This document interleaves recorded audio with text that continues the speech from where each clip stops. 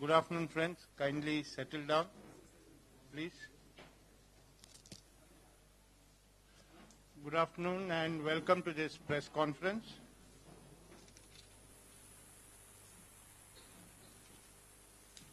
As you are aware, friends, the textile industry ministry plays a pivotal role in the economic life of the country and contributes significantly towards industrial output, employment generation, and the export earnings of the country. The Ministry of Textiles has been taking many significant initiatives for the progress of this sector. To brief you on the various initiatives and achievements of the ministry during the last 2 years, we are privileged to have among us the Honorable Minister of State for Textiles, Independent Charge, Shri Santosh Kumar Gangwar ji. I extend a warm welcome to you, sir. I also welcome Additional Secretary Textiles, Srimati Pushpa Subramaniam ji. Friends, the format of the press conference will be: first, the Minister will release a booklet highlighting the service rendered by the Ministry during the last 2 years. Following this, a short film on the initiatives and achievements of the Ministry will be screened. Then the Honorable Minister will make his opening remarks along with the PowerPoint presentation. Then the floor is open to questions. Kindly follow points of order. All of you know, but since I see some new faces, kindly ask your questions one by one. I'll call out and Minister will answer. Now, the Honorable Minister will release the booklet.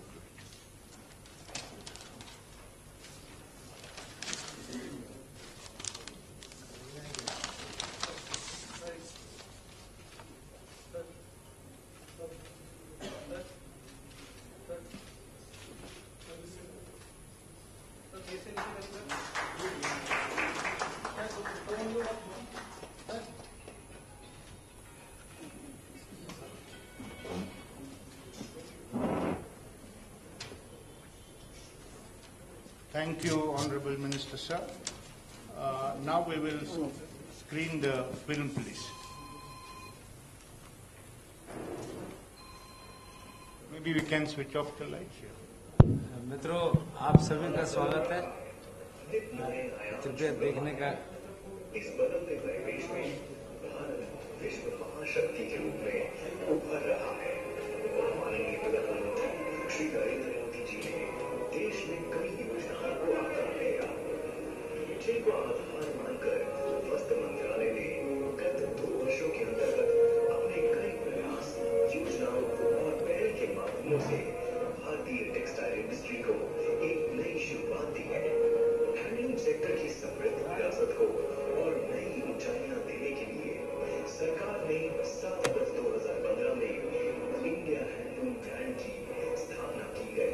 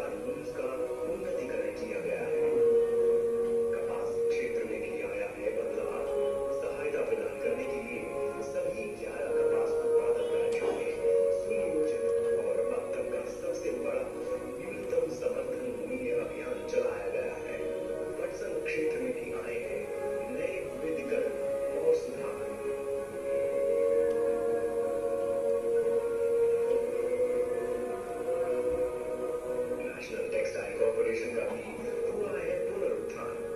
NTC पीआईएफआर के क्षेत्र अधिकार से बाहर हुआ। NTC ने पहली बार 1602.53 करोड़ का positive net worth दर्ज किया। फैशन प्रौद्योगिकी में क्षमता निर्माण और विस्तार के लिए कदम बढ़ाया जा रहा है। श्रीनगर एवं वाराणसी में निफ्ट के नए परिसर स्वीकृत किए गए हैं। कोई क्षेत्र भी उन्नति की ओर अग्रसर है। पिछले 2 वर्षों में कई उपलब्धि प्राप्त की।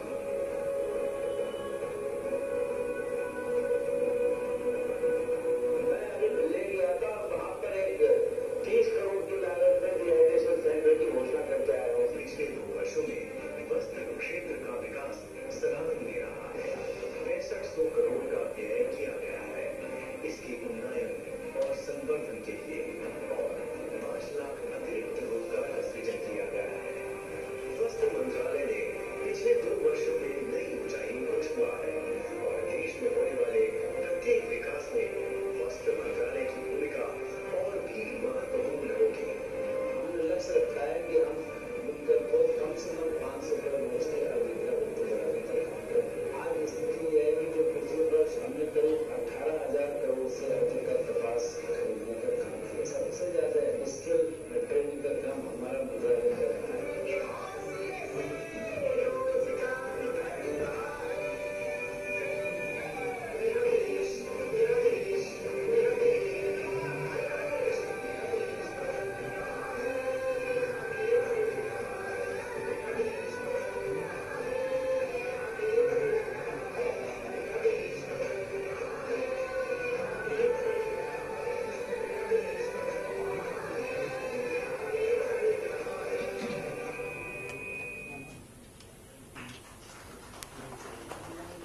That was a colorful film. Now I request the Honorable Minister to give his opening remark. There will be a PowerPoint presentation along with his remarks. मित्रों, आप सभी का बहुत बहुत आभार, धन्यवाद। मुझे ध्यान है जब प्रारंभ में मैं इस मंत्रालय में आया तब मुझे लगता था कि सामान्य लोगों की और खासतौर से मीडिया के साथियों की कोई हमारे मंत्रालय के प्रति ज्यादा रुचि नहीं है। पर 2 वर्षों में मैंने महसूस किया है कि अब सभी लोग और आप भी, मुझे लगता है कि अब आपको ये लगता है कि देश के अंदर वस्त्र मंत्रालय है और काम भी कर रहा है। बीते समय में जो कुछ हमने किया है, एक छोटा सा व्यू आप लोगों ने देखा है, पर हम इतना कह सकते हैं कि ये इतना बड़ा क्षेत्र है, जैसा हम लोगों के बीच में बोलते हैं जाकर, तो हम ये कहते हैं कि कृषि के बाद टेक्सटाइल वो क्षेत्र है जिसमें रोजगार के अवसर है और रोजगार के अवसरों को एक सही ढंग से आगे बढ़ाने का काम हम इस क्षेत्र में ही कर सकते हैं। तो हम इसकी शुरुआत में हैं और इन 2 वर्षों में मैं इतना कह सकता हूं कि जितना भी हमको बजट में धन स्वीकृत हुआ था, हमने इन 2 वर्षों में सारा का सारा व्यय करा और हमारी मांग इसमें और बढ़ी रही और उसके हिसाब से हम काम कर रहे हैं। बीते कुछ वर्षों में हम लोगों ने महत्वपूर्ण फैसले लिए हैं। कुछ संक्षेप में उसकी जानकारी हम देना चाहेंगे। आपको ध्यान होगा कि हमारे मंत्रालय से जुड़ा हुआ एक महत्वपूर्ण नाम सबकी आपकी चर्चा में रहता है, टप्स, टेक्नोलॉजी अपग्रेडेशन फंड। आपको ध्यान होगा आदरणीय अटल जी के समय में इसकी शुरुआत हुई थी और अच्छी प्रगति हुई। इस सेक्टर के अंदर एक लोगों को लगा कि वास्तव में अंतर्राष्ट्रीय स्तर की पहचान बनी और इस काम को गति मिली। पर वो बीच के वर्षों में इसमें कुछ समस्या आई और समस्या के कारण कुछ असुविधा जो पैदा हुई, हमने उस बारे में विचार किया, क्योंकि 2 पीरियड ऐसे आए जो हमारे समय के नहीं थे। एक तो लेफ्ट आउट केसेस को थे और एक ब्लैक आउट पीरियड। वो हमारे समय से पहले के थे। हमने इन सारी बातों को समझ में आने का काम किया और जब माननीय प्रधानमंत्री जी को इससे अवगत कराया तो अभी उन्होंने इसके बारे में एक नई प्रक्रिया अपनाने का काम करा और 13 जनवरी से एक योजना एटप्स के नाम से हमने शुरू कर दी और उसमें एक स्वरूप उसका बदल दिया। ये 2016 से 2022 तक रहेगी और इसमें करीब करीब नए प्रस्तावों में 5,151 करोड़ और जो पुरानी हमारी जिम्मेदारी थी उसमें 12,671 करोड़ व्यय होगा और ऐसा है करीब इन 7 वर्षों के लिए 17,822 करोड़ के व्यय को स्वीकृत किया गया और हमें विश्वास है कि इस फैसले से करीब 1 लाख करोड़ रुपए का निवेश होगा और 31 लाख से अधिक लोगों को रोजगार मिलेगा।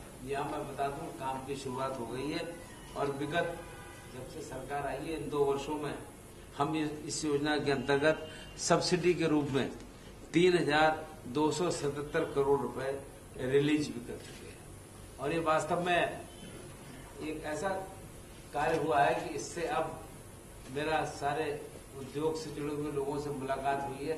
सामान्यतः सबकी राय इसमें रही है कि एक सही कदम हुआ है और इससे एक अच्छी गति में लेगी और काम आगे बढ़ेगा। मित्रों, इसके बाद एक महत्वपूर्ण क्षेत्र आता है हैंडलूम। जैसा मैं भी कह रहा था कि कृषि के बाद सबसे प्रमुख क्षेत्र अगर है रोजगार का और काम का तो वो हैंडलूम है और ये हैंडलूम की कला ऐसी है पीढ़ी दर पीढ़ी चलती है और इसको एक सही ढंग से आगे बढ़ा सके। आप सब जानते हैं कि बुनकर एक ऐसा नाम है कि इनके लिए मान और सम्मान की आवश्यकता रहती है। प्रधानमंत्री जी को हमने आग्रह किया, प्रधानमंत्री जी ने इस बात को समझा और हमने जब उनसे कहा कि हमें चाहते हैं कि बुनकर में तभी लोग जुड़ेंगे जब इनकी आय बढ़ेगी और आज जब हम आपके बीच में हैं तो हम इस दिशा में काम कर रहे हैं कि बुनकर अपने काम करते हुए कम से कम 500 रुपए प्रतिदिन की आय करें और इसके लिए आदरणीय प्रधानमंत्री जी का पूरा दिशा निर्देश रहा और इसलिए आप सबकी जानकारी में होगा कि 7 अगस्त 2015 को आजादी के बाद पहली बार प्रथम राष्ट्रीय हथकरघा दिवस की घोषणा की गई। इंडिया हैंडलूम ब्रांड की शुरुआत की गई और इससे एक अच्छी दिशा में काम शुरू हुआ है जिससे हम ये कहते हैं कि नए डिजाइन, जीरो डिफेक्ट फैब्रिक्स में, जीरो इफेक्ट पर्यावरण के ऊपर और जो उत्पाद बने उसकी क्रेडिबिलिटी और क्वालिटी भी बनी रहे, कस्टमर भी इससे संतुष्ट रहे कि हाँ वास्तव में जिस चीज के लिए हम आए हैं।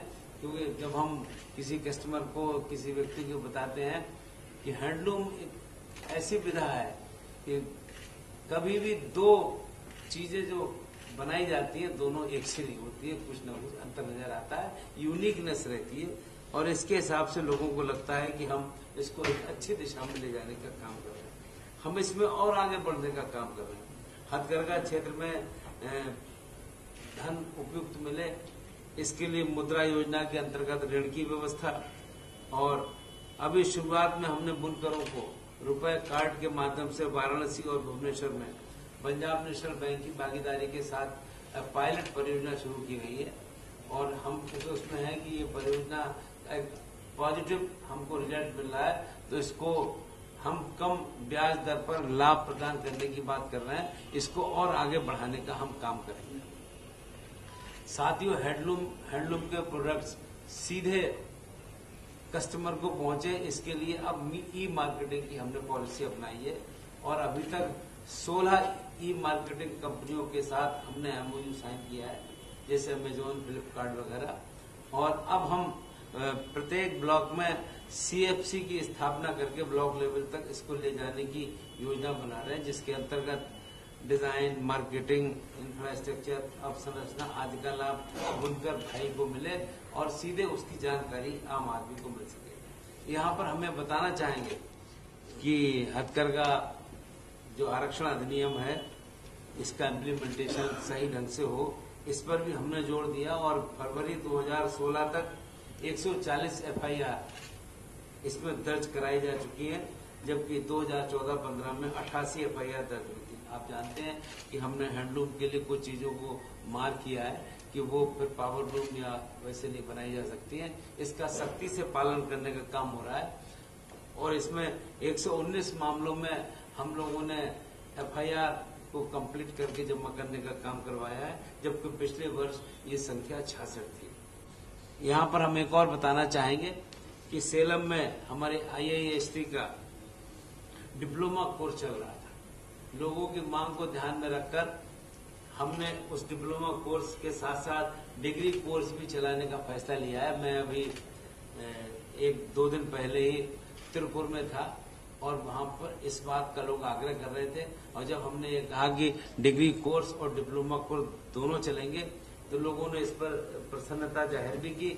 और चेन्नई सेंट्रल यूनिवर्सिटी के साथ मद्रास की हमने MOU साइन करके उसको जारी करने का काम लिया है। डिग्री और डिप्लोमा कोर्स दोनों चलेंगे, तो इस पर अब पढ़ने वालों की संख्या भी बढ़ रही है और लोग इसमें रुचि ले रहे हैं और अपने आप को इसके साथ जोड़ने का काम कर रहे हैं, और ये वास्तव में एक अच्छा महत्वपूर्ण कदम है।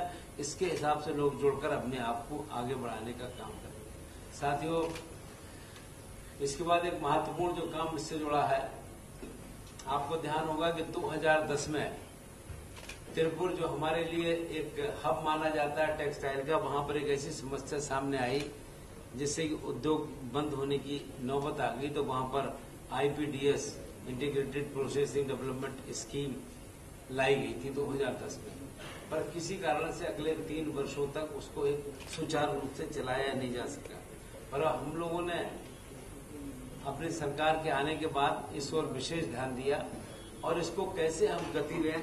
जब इस काम में हम लगे तो वर्ष 2015-16 में लगभग 800 छोटी इकाइयों को राहत प्रदान करते हुए 6 परियोजनाएं, जिनमें 4 राजस्थान में, पाली, बलोत्रा, जसोल, सांगानेर, 1 तमिलनाडु में और 1 पंजाब में हम लोगों ने स्वीकृत की। इसमें जीरो लिक्विड डिस्चार्ज को प्रमोट करने का काम किया है। इसके अंतर्गत मैं आपको बता दूं 50% धनराशि केंद्र का हिस्सा होता है, 25% राज्य का हिस्सा होता है और 25 लाभार्थी खर्च करता है। और आज आवश्यकता यह है कि अगर ये ZLD लगेंगे तभी इंडस्ट्री पनप पाएगी, इंडस्ट्री चल पाएगी, और इस दिशा में प्रयास कर रहे हैं। यहाँ पर हमने ये भी कोशिश की है, अब जब इस काम को हम गति दे रहे हैं, कि अगर किसी राज्य में इसकी आवश्यकता है तो उसकी अगर डिमांड आएगी तो उसको हम निश्चित रूप से विचार करके कैसे इसको पूरा करें, इसके हिसाब से काम बढ़ाने का काम करेंगे। साथियों, आपको ध्यान होगा कि 1 दिसंबर 2014 को नागालैंड में आदरणीय प्रधानमंत्री जी ने पूर्वोत्तर राज्यों के विकास की बात की थी और उन्होंने घोषणा की थी कि पूर्वोत्तर के प्रत्येक राज्य में अप्रैल और गारमेंट के यूनिट लगाए जाएंगे, और 8 राज्यों का फिर हमने प्रोजेक्ट बनाया। पिछले वर्ष 8 राज्यों में हमने इसका शिलान्यास किया, और आज जब मैं आपके बीच में हूं तो 3 स्थानों पर, त्रिपुरा, नागालैंड और मिजोरम में हम इसका उद्घाटन भी करे आए हैं, और बाकी स्थानों पर अगले 1 महीने के अंदर सभी स्थानों पर काम की शुरुआत हो जाएगी। यहाँ मैं बताना चाहूंगा, ये पहली बार ऐसा प्रोजेक्ट है कि 100% सेंट्रल फंडेड है, 18.18 करोड़ की लागत का है, और इसमें केवल जमीन राज्य सरकार के द्वारा दी जानी थी। काम सब जगह पूरा हो गया है और पहली बार स्थानीय लोगों को रोजगार मिल रहा है। इन 8 स्थानों पर 10,000 लोगों को काम सीखने का मौका मिलेगा, और काम सीखकर वो अपने घर पर या कहीं बाहर इस काम को करके अपने आप को आगे बढ़ाने का काम कर सकते हैं।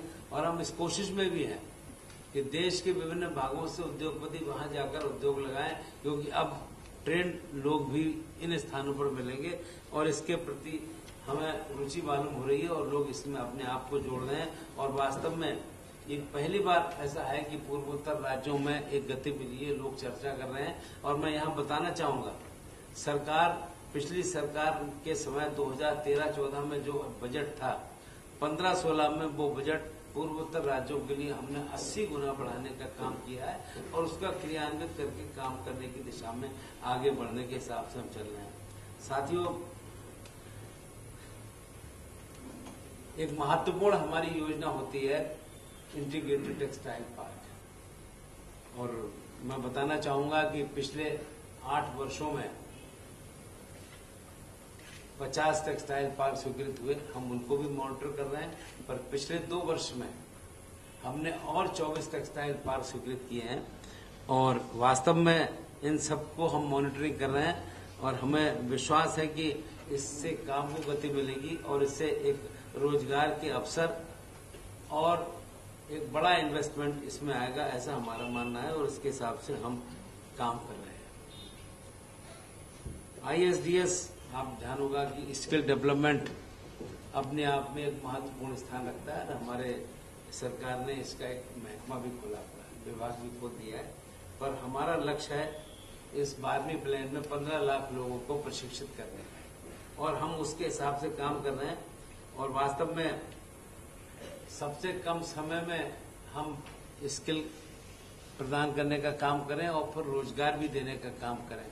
हम इस दिशा में काम कर रहे हैं और इसकी एक अच्छी प्रगति हमको मिले तो हम अभी तक करीब 3,75,000 लोगों को प्रशिक्षित कर चुके हैं और जहां तक हमारी जानकारी आई है 70% से अधिक लोगों का प्लेसमेंट भी हुआ है और विशेष बात यह है कि इसमें 75% से अधिक महिलाओं की संख्या है और उसके हिसाब से हम काम भी कर रहे हैं और इसका एक हमको बहुत ही अच्छा पॉजिटिव संदर्भ भी मिल रहा है। मैं बताना चाहूंगा कि आदरणीय प्रधानमंत्री जी बिना हम लोगों की जानकारी के लिए दंतेवाड़ा गए थे और वहां पर एक सेंटर में चले गए थे जहां पर ये स्किल ट्रेनिंग हो रही थी। तो बाद में हमें पता चला कि वो टेक्सटाइल मंत्रालय का सेंटर था और वहां पर जब वो गए थे तो उस समय उपस्थिति 100% थी वहां और ये वास्तव में समझ में आता है क्योंकि हमने जिस ढंग की प्रक्रिया बनाई है उसके हिसाब से एक सही हमको रिजल्ट मिलने की हमको जानकारी मिली। मैं आज यहाँ पर लोग चर्चा भी कर रहे थे, हम लोगों ने निर्यात के ऊपर भी विशेष ध्यान दिया है। पूरे देश के अंदर जो सारी ग्रोथ में लगता है कि निर्यात में कोई बढ़ोतरी नहीं हुई है, पर हमारा निर्यात में हमारी हिस्सेदारी पॉजिटिव रही है। अगर पिछले वर्ष हमारी निर्यात 13-14 में 13% थी तो 15-16 में बढ़कर 15% हो गई है और निश्चित रूप से खास तौर से वस्त्र और अप्रैल में अच्छी ग्रोथ हमको मिलने का काम हुआ है। सिले सिलाए परिधान रेडीमेड गारमेंट्स में भी ये पॉजिटिव दिशा है। तो हम इतना कह सकते हैं कि जब पूरी दुनिया रिसेशन का शिकार हो रही है, हम इसमें मजबूती से खड़े हैं और अपने काम को आगे बढ़ाने की दिशा में ले जा रहे हैं। साथियों, रेशम एक महत्वपूर्ण क्षेत्र है और आप सब जानते हैं कि चीन से हमारा इसमें मुकाबला रहता है। प्रधानमंत्री जी की रुचि हर तरफ है तो अभी हम लोगों ने इस दिशा में भी ध्यान दिया और उनके निर्देश पर हम लोगों ने जिस ढंग से काम शुरू किया उसका परिणाम यह है कि पिछले वर्ष की तुलना में करीब 7.5% अधिक रेशम का उत्पादन हुआ और बाइवोल्टाइन रेशम के अंदर करीब 51% की वृद्धि हम लोगों ने दर्ज की है और इसके कारण चीन से जो हमारे कच्ची रेशम हम आयात करते थे उसमें भारी कमी आई। लेह लद्दाख में हम उस हिसाब से काम कर रहे हैं और हम कोशिश कर रहे हैं कि हम पश्मीना के काम को आगे बढ़ाएं और उसका एक सेंटर हमने वहां पर शुरू किया है 60 करोड़ रुपए खर्च करके। साथियों, जैसा हम चर्चा भी कर रहे थे, हैंडलूम बुनकर की एक अपना अलग महत्व है, पर पावर लूम बुनकर भी अपने आप में एक विशेष स्थान रखते हैं। देश में करीब 25.5 लाख पावर लूम बुनकर हैं। इसमें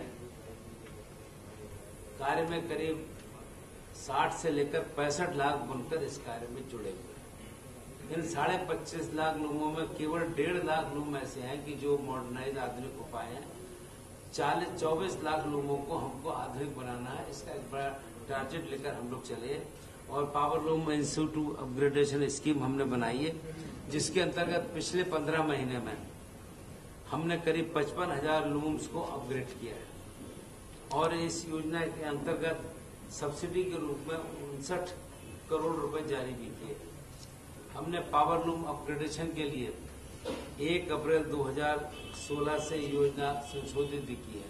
अब तक जो इस अपग्रेडेशन के लिए हम लोग सहायता देते थे, उस सहायता में हमने और वृद्धि करने का काम किया है और उसमें सामान्य लोगों को 40,000 रुपए अनुसूचित जाति के लोगों को 60,000 और एसटी के लोगों को 72,000 रुपए प्रति लूम वित्तीय सहायता देने की हम लोगों ने निर्णय लिया है।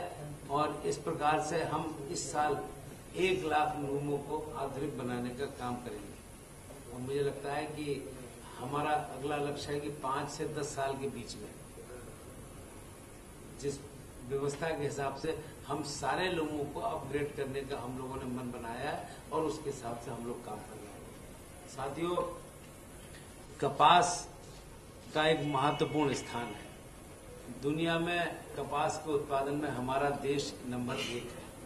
और जैसा कि आप जानते हैं कि 2014-15 के वर्ष में कपास का उत्पादन दुनिया में सबसे अधिक हुआ और इतिहास का सबसे बड़ा एमएसपी ऑपरेशन सीसीआई के माध्यम से हमने चलाया और इससे करीब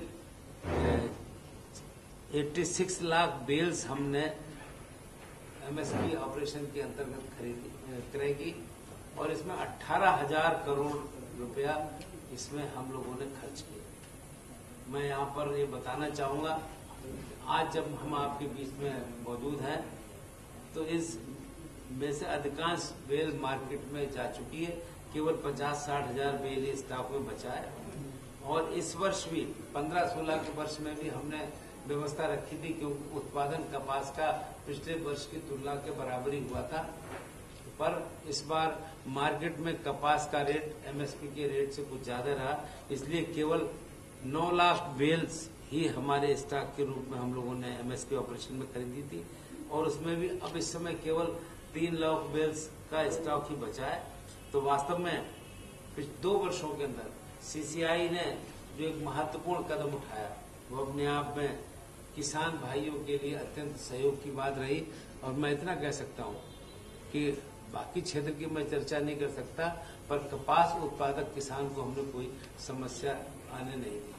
साथियों, जूट भी एक नेचुरल फाइबर है और जूट के साथ अगर 37 लाख किसान और 3 लाख मजदूर जुड़े हैं तो वास्तव में इसको एक सही दिशा में ले जाने की जिम्मेदारी हमारी है। जूट प्रोटेक्शन एक्ट हमने लागू रखा और हमने ये भी महसूस किया अगर जूट का हमने डाइवर्सिफिकेशन नहीं किया तो फिर हम आगे अच्छे ढंग से नहीं चल पाएंगे, जूट को प्रगति नहीं दे पाएंगे। इसलिए हमने जूट डाइवर्सिफिकेशन के लिए जो 7 सीएफसी स्वीकृत किए, इसमें 5 पश्चिम बंगाल में, 1 असम में और 1 बिहार में, और जिससे कि जूट के प्रोडक्ट्स का विशेष ध्यान दिया जाए। और हमने एक छोटी पहल शुरू की है। अभी हम लोगों ने बात की और यहाँ पर मदर डेयरी के बूथों पर, क्योंकि यहाँ पर प्लास्टिक प्रतिबंध हो गया है, उनसे हमने बात की तो जूट बैग्स हमने देने का काम किया और पहली सप्लाई में हमने उनको 20,000 जूट बैग्स दिए। और आज जब मैं आपके बीच में हूँ तो मदर डेयरी उन सारे 20,000 जूट बैग्स को इस्तेमाल कर चुकी है। अब उनकी डिमांड बढ़ गई है कि और ये जूट बैग और चाहिए, लोग इसको पसंद करते हैं और इसको ले जाना चाहते हैं। तो वास्तव में ये एक ऐसा महत्वपूर्ण कदम है क्योंकि जूट सेक्टर को अगर वास्तव में हम अच्छी दिशा में ले जाना चाहते हैं तो हमें जूट के दूसरे प्रयोगों की चिंता करनी पड़ेगी और उसको कैसे आगे ले जाएंगे, ये हमारी रुचि का काम है। अगर हम एनटीसी की चर्चा न करें तो मुझे लगा, क्योंकि मुझे ध्यान है कि जब पहले मैं इस मंत्रालय में आया तो लोगों ने मुझसे कहा कि आपके मंत्रालय में कोई काम नहीं है, केवल एनटीसी की जमीनें बेचने का काम है। पर हमने फैसला लिया हम एनटीसी की कोई जमीन नहीं बेचेंगे। और आज जब मैं आपके बीच में हूं तो एनटीसी बीआईएफआर से बाहर है और पॉजिटिव ग्रोथ में एनटीसी काम कर रही है और हमारे जितने भी मिलें चल रही है सब बेहतर चल रही है और आने वाले समय में हम इसको और अच्छे ढंग से चलाने का काम भी कर रहे हैं। और एक विशेष उपलब्धि इस क्षेत्र में यह रही है कि मुंबई में इंदू मिल की जमीन को आदरणीय श्री बाबा साहब अम्बेडकर जी को समर्पित करने की बात थी। प्रधानमंत्री जी के निर्देश पर वो जमीन हम लोगों ने महाराष्ट्र सरकार को ट्रांसफर कर दी है, इसमें कोई समस्या नहीं है। महाराष्ट्र सरकार ने जो प्रस्ताव दिया है उसको हमने एज इट इज स्वीकार कर लिया है और हम ऐसा मानते हैं कि जो लोग वहां गए हैं वहां पर काम की शुरुआत हो गई है। तो एक वास्तव में एक ऐसा महत्वपूर्ण कदम है जो लंबे समय से अटका हुआ था और उसको एक अच्छी दिशा मिली है, उसको हम एक सही स्वरूप में ले जाने का काम कर रहे हैं। साथ ही जैसा भी शुरू में मैंने कहा था, ऊन का भी एक अपना अलग महत्व है और ऊन के लिए पश्मीना का संवर्धन कैसे हो, मैंने अभी शुरुआत में कहा था कि लद्दाख के अंदर प्रधानमंत्री जी की रुचि से एक 60 करोड़ रुपए के लागत के हिसाब से हमने वहां पर जो काम शुरू हुआ है और इसी के साथ साथ वहां पर कारगिल में 300 परिवारों के पशुओं के लिए फाउंडेशन स्टॉक भी हम लोग वितरित कर रहे हैं। और इस माह की 16 तारीख को मैं स्वयं भी लेह जा रहा हूं और वहां पर एनिमल शेल्टर देने का काम का हम लोग करेंगे और कम्युनिटी सेंटर भी वहां पर हम उनको बनाने का काम कर रहे हैं और इसके हिसाब से हम इस दिशा में एक अच्छा कदम उठाने की दिशा में आगे बढ़ रहे हैं। मित्रों, अगर हम निफ्ट की चर्चा ना करें तो निश्चित रूप से ये महत्वपूर्ण क्षेत्र है और निफ्ट ने एक अपनी पहचान बनाई है देश के अंदर भी और देश के बाहर भी। और इस समय देश भर में निफ्ट के 15 इंस्टीट्यूट कार्यरत हैं। 16वां इंस्टीट्यूट निफ्ट का श्रीनगर में बनने जा रहा है और 17वां निफ्ट का इंस्टीट्यूट हरियाणा में पंचकुला में अतिशीघ्र खुलने की संभावना है। और मैं इतना ही कह सकता हूं कि हमने इसकी प्रतिष्ठा को बनाए रखने का काम किया और हमने कोशिश की कि इस बार 0.1% भी निफ्ट में प्रवेश में शिकायत नहीं आनी चाहिए। आज जब हम आपके बीच में मौजूद हैं तो ये शिकायत एक व्यक्ति के द्वारा भी नहीं की गई। ये जरूर आप लोग सिफारिश लेकर आते हैं कि हमारा सेंटर बदल गया है, पर हमने कोशिश किया कि बिल्कुल पारदर्शिता बनी रहे और शिकायत का मौका न मिले। तो वास्तव में निफ्ट की एक सही पहचान बनकर हम इसको आगे बढ़ाने का काम कर रहे हैं। साथियों, इसके साथ में एक और हमारा संगठन है BIC। BIC के 2 ब्रांड नाम ऐसे हैं कि जिन्हें आप लोग नाम से जानते हैं। ये बात अलग है कि उनके काम नहीं होते, काम बंद है। लाल इमली और धारीवाल। हम लगातार इस मन के रहे, प्रधानमंत्री जी की रुचि है कि भाई मंत्रालयों का काम व्यवसाय करने का नहीं होता है, पर लाल इमली और धारीवाल की जो प्रतिष्ठा है उसके अनुरूप इसको हम चलाना चाहते हैं। तो मैं आज अभी इतना ही कह सकता हूं कि हम सक्रिय प्रयासरत हैं और बहुत जल्दी ही हम अच्छा समाचार आपको देंगे कि ये दोनों संस्थान हम चलाने का काम करने जा रहे हैं। और निश्चित रूप से ये अपने आप में एक बहुत ही पॉजिटिव स्टेप होगा कि हम किस ढंग से काम कर रहे हैं और कैसे काम कर रहे हैं। मैं यहाँ कहना चाहूंगा एक बात जो मैंने अभी बताई थी, मैं सभी क्षेत्रों में होकर आया हूँ। मैं कानपुर में BIC और NTC के स्थानों को देखने गया था और वहां पर जमीन संबंधी घोटाले हमको देखने को मिले। हमने मतलब मुझे कहना नहीं चाहिए, सरकारी अधिकारी भी वहां पर हमारे मकानों पर लंबे समय से काबिज है। हमने जांच के लिए CBI को कह दिया और शायद जांच शुरू कर दी गई होगी और जो अनधिकृत कब्जे हैं उनको भी हटाने में हम लोग कार्रवाई करवा रहे हैं और उसको एक सही दिशा ले जाने की दिशा में, चलने की दिशा में आगे बढ़ रहे हैं। हम हैंडीक्राफ्ट को और अच्छे ढंग से आगे बढ़ाना चाहते हैं और हम टूरिज्म के साथ हैंडीक्राफ्ट को जोड़ रहे हैं। और उड़ीसा में रघुराजपुर एक गांव है, वहां पर हमने इसकी शुरुआत की है। उस गांव में 10 करोड़ रुपया खर्च करके हम ये कोशिश कर रहे हैं कि टूरिज्म के पर्यटन के जो स्थान है, हैंडीक्राफ्ट अगर वहां पर कोई है तो उसके साथ उसको जोड़कर आगे बढ़ाने का काम करें। इस काम के लिए हम हैंडीक्राफ्ट के 1 लाख आर्टिजन्स को लाभ पहुंचाने के लिए हम लोगों ने एक 150 करोड़ रुपए की स्कीम बनाई है जो 5 राज्यों के हैंडीक्राफ्ट के आर्टिजन्स को लाभान्वित करेगी और हम इसके हिसाब से मिलकर काम कर रहे हैं। इसमें शहरी हाट के लिए चेन्नई में मल्लापुरम और आंध्र में एलुरु में 3-3 करोड़ की परियोजनाएं शहरी हाट के लिए हमने स्वीकृत की है। तो इस प्रकार से हमारा मंत्रालय एक सक्रियता के साथ काम कर रहा है और ये कुछ बातें मैंने आपके सामने रखी। आपसे आग्रह है कि आपका स्नेह हमारे मंत्रालय को मिलता रहे। आप जो भी सुझाव हमको देंगे हम उनका स्वागत करेंगे और ये कोशिश करेंगे कि वास्तव में वस्त्र मंत्रालय अब जिस ढंग से काम कर रहा है तो अपनी एक सही पहचान बनाकर अलग ढंग से काम करे। तो मैं इन्हीं शब्दों के साथ अपनी बात को समाप्त करता हूँ। आपसे आग्रह है कि आप। धन्यवाद honourable minister sir. Now will take some rest. So on previous occasions, the Textile Ministry pitched for priority sector lending for textile industry. What's the progress now? Because the paucity of credit remains the biggest challenge for this industry. Private sector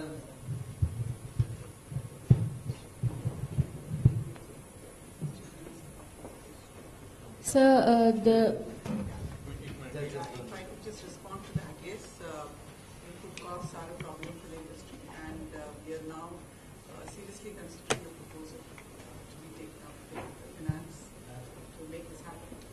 मैं यह बताना चाहूंगा कि मैं वित्त मंत्री से जल्दी ही 2-3 बार मिला हूँ और बड़ी मीटिंग भी हुई है, तो ऐसी सारी बातें हम उनके संज्ञान में लाए हैं। और मैं इतना ही कहना चाहूंगा कि finance minister is very positive, और हमने जब उन्हें अपनी प्रॉब्लम्स बताई तो मुझे लगता है कि बहुत सी बातें जो अभी मैं उल्लेख नहीं करना चाहूंगा, उन्होंने उसके ऊपर एक अलग से मीटिंग भी रखी है, और मुझे लगता है कि वे सारी बातें जो हमारे से संबंधित हैं उनका समाधान जल्दी ही निकलेगा। Yes, ma'am. Sir, the textile policy has been in the offing for quite some time now. Can you shed some light on finally when we can see that rolling out?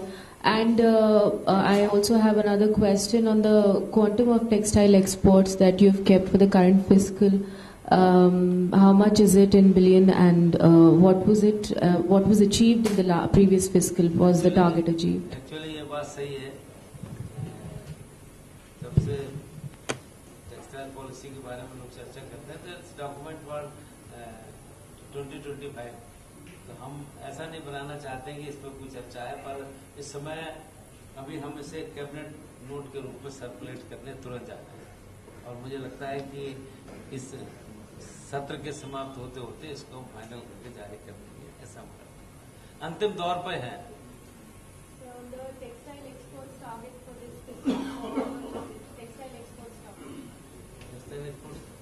Target. Actually, we've had a meeting around the offices, and we are proposing a 5% enhancement of the target. How many $1 billion is that? 48.5. It was 45 this year. And was the target achieved in the previous fiscal? What was the quantum of exports in the previous fiscal? 2015-16, there was a very marginal increase in exports. Marginal growth, And as against a target, I think we fell short of $. हम कम नहीं हुए थे, हम कम नहीं हुए हैं, क्योंकि पूरी दुनिया में रिसेशनेशन का दौर था, और आई कैन से कि that we are on positive line. Yes sir. Yeah. Sir, Mumbai की एनटीसी की मिलों की जमीनें थी, उनको अपग्रेड करने के लिए कुछ आप बता रहे थे पहले कि कुछ केंद्र वगैरह वहां डेवलप किए जाएंगे, उसके बारे में कुछ निर्णय हुआ क्या? हमारे एमएसएमई मंत्रालय से बात हो रही है, और अभी हम इसकी शुरुआत कर रहे हैं। कानपुर में हम उनके साथ मिलकर स्किल सेंटर खोल रहे हैं, और चूंकि मुंबई में जितनी भी इंडस्ट्री है, मुंबई प्रॉपर में होने के कारण वहां पर इंडस्ट्री नहीं चल सकती, तो इनको कहाँ शिफ्ट करें, ये बात पूरी सक्रियता के साथ है, और हम ऐसा महसूस करते हैं कि कोई ना कोई अल्टरनेट रास्ता निकाल करके हम बहुत जल्दी, क्योंकि हम एनटीसी को पॉजिटिव दिशा में ले जाने का काम कर रहे हैं, और इसके अल्टरनेट सारे तलाश कर रहे हैं कि लगातार हम संपर्क में हैं। क्योंकि मैं कहना चाहूंगा कि श्री हमारे भूतल परिवहन मंत्री इसकी रुचि में रहते हैं कि यहाँ से शिफ्ट कहाँ करें, तो उसके हिसाब से हम एक ले जा रहे हैं। मुझे लगता है कि आने वाले समय में जल्दी आपको पॉजिटिव दिशा मिलेगी। हाँ मंत्री जी, हमारा आपसे सवाल है कि बनारस एक खास समुदाय के लोग जो प्रधानमंत्री की कॉन्स्टिट्यूंसी है वहाँ बुनकर का काम करते हैं, भागलपुर और मधुबनी, तो इन 2 सालों के अंदर सबसे बुरी स्थिति इन लोगों की, इनके लिए आपने क्या किया?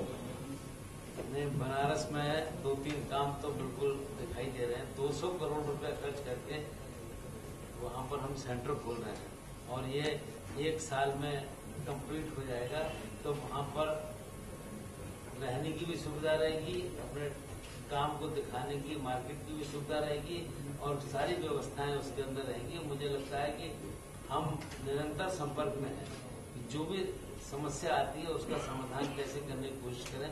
और इसके बाद भी हमें एक तो सबको बुनकरों के कार्ड मिल गए हैं, और दूसरे इसमें आगे जो भी इसमें बात होगी, अब मैं स्वयं 7 अगस्त को बनारस जा रहा हूँ और वहाँ पर मैंने इस बात की अपने विभाग में लोगों से कहा है कि वहाँ पर एक स्पेसिफिक बात रखी जाए, क्योंकि हम बीच में 2-3 बार हुआ है, जो आवश्यकता थी उसके हिसाब से सामान वितरित करना और काम को गति देना। अब जब हमारा सेंटर शुरू हो जाएगा तब बहुत जल्दी एकदम सुविधा आपको नजर आएगी।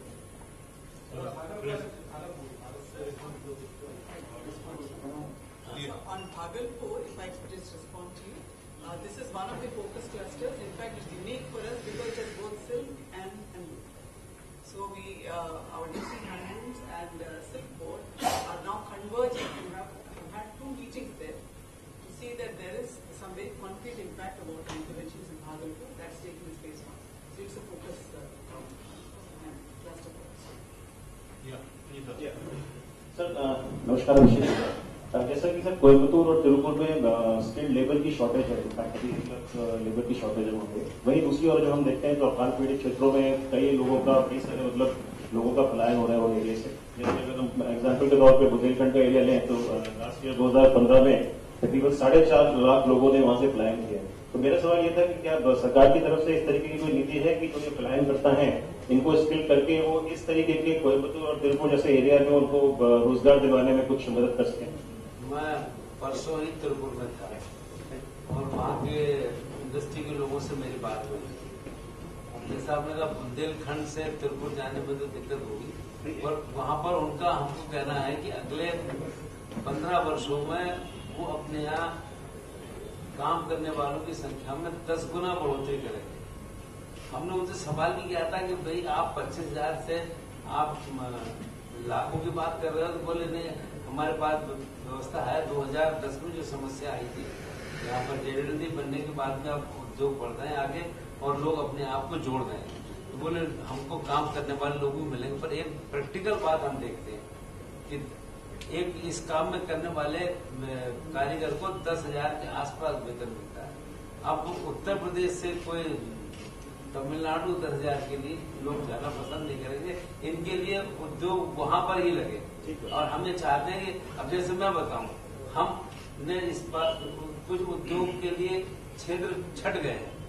हम कोशिश करते हैं तो उत्तर प्रदेश या उत्तर भारत की तरफ लोग कम उद्योग धंधे लगाते हैं। ये राज्य सरकार की भी इसमें सहयोग आवश्यक होता है। जैसे मेरा अपना सूबा उत्तर प्रदेश है, हमने अपने जिले में एक कोशिश करके टेक्सटाइल पार्क स्वीकृत करवाया, पर 1 साल हो गया, अब तक सरकार का क्लियरेंस नहीं मिल पाया। चकबंदी में वो जिला आया तो इस कारण वहां पर समस्या आ गई। और जबकि जिन राज्यों में रुचि होती है वो इस काम को अच्छे ढंग से करते हैं। हमारा मानना है कि ये ऐसे उद्योग हैं कि उसी सूबे में मगर रहेंगे तो रोजगार भी मिलेगा और काम को एक दिशा और गति भी मिलेगी। सर लेकिन सर मेरा सवाल ये था कि इस तरीके की कोई पॉलिसी है कि लोगों के लिए मतलब अकेला टेक्सटाइल को छोड़ के कुछ जैसे विदर्भ के क्षेत्र में है, वहाँ पे भी कई सारे डॉट हिट एरियाज हैं, तो वहाँ से कोई इस तरीके की अब जैसे विदर्भ की आप बात कर रहे हैं, मुंबई में जो बंद हो रहे हैं उनको कहाँ ले जाएंगे, ये उनसे बात हो रही है हमारी। जहाँ पर स्थान और काम हो सके वहाँ ले जाएंगे। ये तो राज्य की सरकार को तय करके करना पड़ेगा कि हम कौन से इलाके को किस काम को आइडेंटिफाई करें और उसमें फिर वैसा उद्योग धंधा लगाने के लिए केंद्र को कहें कि भाई यहाँ पर इस काम को लगाने के लिए आप आगे आएंगे। नेक्स्ट क्वेश्चन सर, आपने कहा कि लाल इमली जो पुरानी यादें बन गई अब सिर्फ, और आप फिर से आप इसको जिंदा करने जा रहे हैं इस ब्रांड को, तो कैसे करेंगे? बिकॉज ये तो काफी समय से बंद पड़ा हुआ है। ये मत पूछिए, आप आज का ये विषय नहीं है, आप हमसे मिलने आइए तो पॉजिटिव समाचार है। नहीं सर, फिर भी थोड़ा सा बताएंगे कि सरकार क्या कदम उठा रही है। पॉजिटिव ऑन दिस लाइन अभी नहीं तो बैंक से बात, हम आपको इस प्रेस में कह रहे हैं, आप मिलने आइए तो हम काम की शुरुआत कर रहे हैं। तो हम यहाँ से जो कह रहे हैं कि हम लाल इमली धारीवाल दोनों से जुड़े हुए हैं, एक कानपुर और एक पंजाब, और हम चाहते हैं कि इसको एक अच्छी गति मिले, इसकी पहचान बने। आज भी लाल इमली और धारीवाल के नाम से वे चीजें बिकती हैं जो 15 साल से बंद नहीं रही है। इसको एक गति मिले, दिशा मिले। और हमारे व्यक्ति प्रधानमंत्री जी ने हमसे कहा कि भाई तुम्हारा काम ये थोड़ी है कि तुम व्यापार करो, और हम ये चाहते हैं कि इस नाम का ब्रांड बना रहे। हमने सेना से बात की है, कंबल वगैरह सेना को दिए जाए और सारे काम हो, एक अच्छी दिशा और गति मिलेगी। मेरा मानना है अच्छा समाचार भी हम आपको जल्दी देने का काम करेंगे। मंत्री जी, गारमेंट एक्सपोर्टर बहुत लंबे समय से मांग कर रहे हैं कि उन्हें इंपोर्टेड फैब्रिक पे ड्यूटी वेव की जाए और इससे अपैरल एक्सपोर्ट को बहुत लाभ भी होगा, लेकिन अभी तक कोई राहत इस पे नहीं मिल पाई। Thank you. This has been a long-term demand from the industry, apparel industry, to give them a lot of incentives so that they can capture the markets available now globally, since China is receiving. A slew of measures are now under consideration. Maybe you will hear soon. It's a related question. So regarding the apparel exports, considering a lot of them are small scale, so what has the government done or what is it planning to do to improve or scale up the opportunities, especially considering China's prices are now receding and it seems like a good opportunity for India to cap.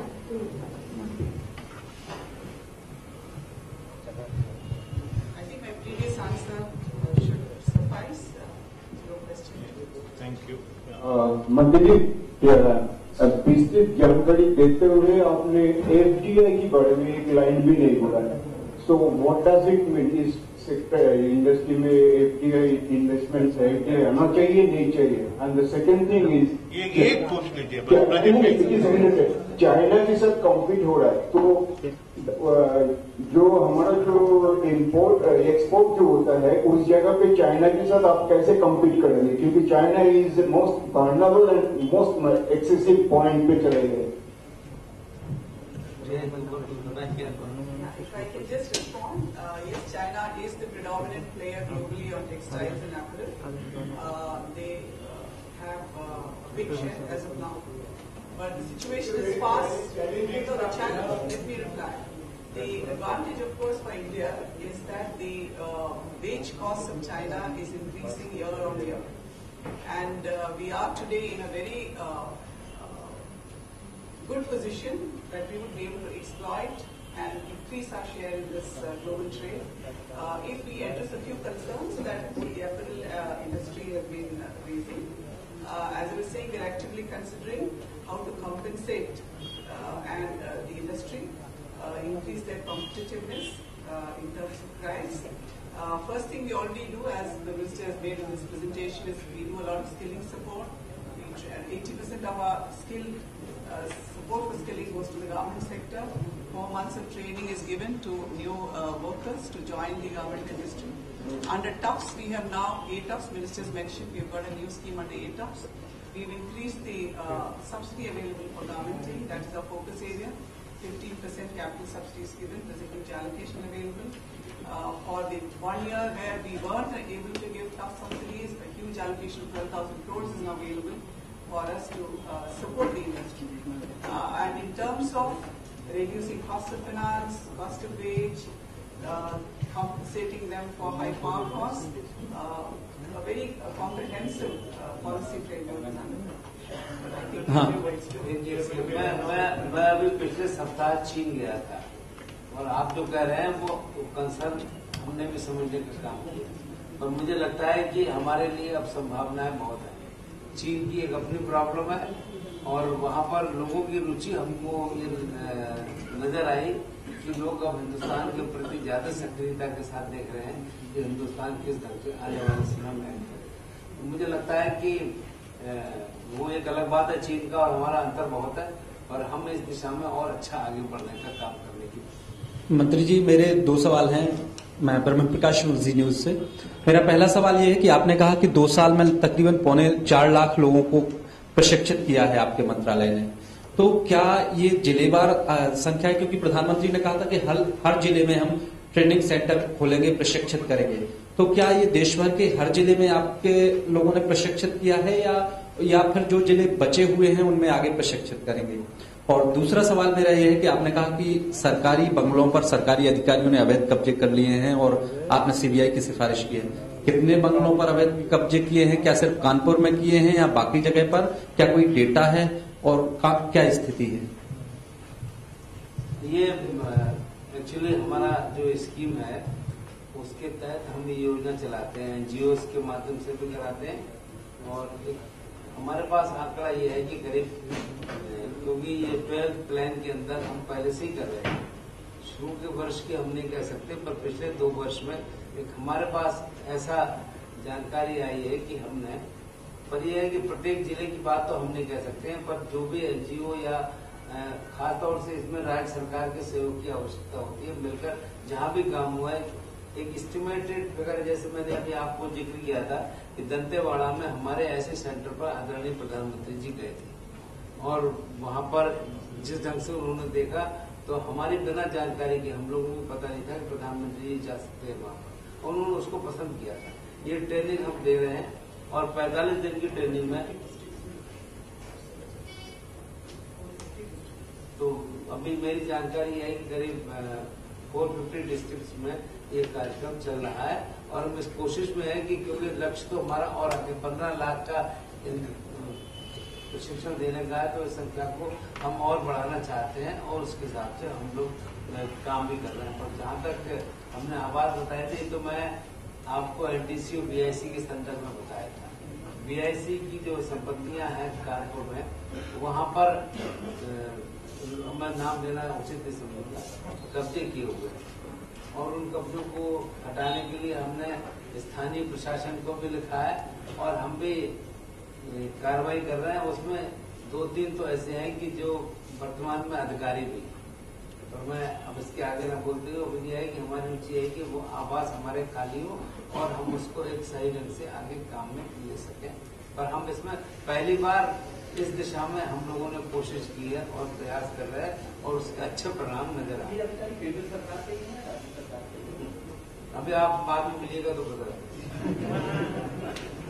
मित्रों,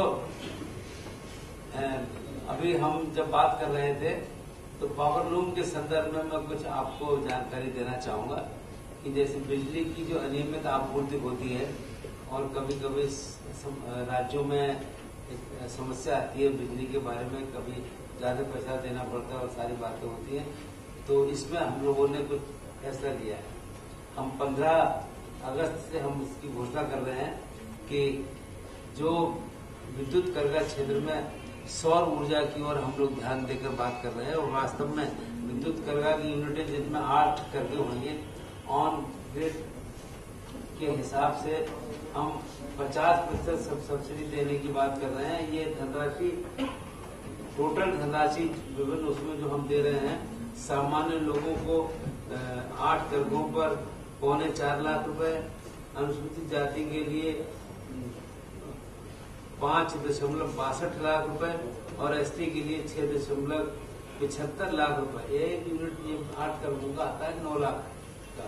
इतनी हम लोगों ने subsidy देने का मन बनाया है सौर ऊर्जा में और इसकी शुरुआत हम 15 अगस्त से शुरू कर रहे हैं और हम उम्मीद करते हैं कि इससे इसमें एक लाभ रहेगा, इसके हिसाब से काम करेंगे। और विद्युत करगा क्षेत्र के अंदर हमने मुद्रा योजना को भी शुरू किया है। इस सहायता अधिकतम 10 लाख रुपए तक की होगी और इनको 6% ही ब्याज देना पड़ेगा और इसके हिसाब से हम इसको शामिल करके ले जा रहे हैं। ये भी 15 अगस्त से हमने शुरू कर दिया। तो मैं इतना कहना चाहूंगा कि हमारे जो लोग विद्युत करगा के क्षेत्र में लोग काम कर रहे हैं उनसे हमने बात की थी और उनसे उन्होंने पूछा था क्या क्या सहयोग दिया जाए, तो उन्होंने इन बातों का उल्लेख किया था और इनको आगे बढ़ाने की दिशा में। सर, ये 15 अगस्त से शुरू करेंगे इसको। हाँ, और आपने कहा 6% लोन देंगे, तो मुद्रा में तो 12% का लोन मिलता है, 6% की वजह से। Thank you, Honorable Minister, sir. Friends, thanks for being here. Kindly join us for the